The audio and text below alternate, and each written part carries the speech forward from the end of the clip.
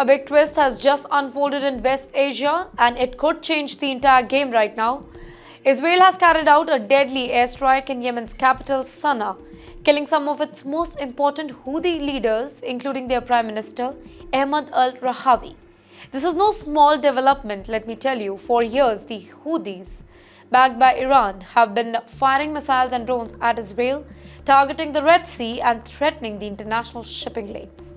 Israel had warned that it would not sit quietly, and now it seems that it has delivered on that particular warning in the most brutal way possible.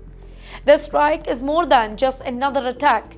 It has taken out top political leaders and military figures of the Houthis, sending shockwaves across Yemen. For the Houthis, Rahawi wasn't just any politician. He was a symbol of their power structure, somebody who held the moment together politically while fighters took on the battlefield.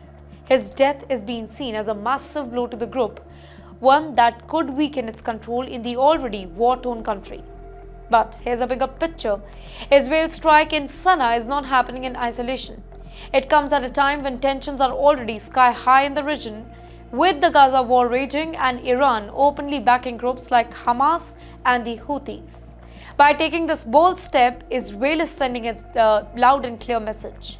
It is willing to hit its enemies not just in Gaza or Lebanon, but anywhere they operate.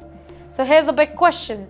How will the Houthis respond to this? This group has never been one to back down. They could retaliate with more drone attacks, more missile launches, or even escalate their campaign in the Red Sea.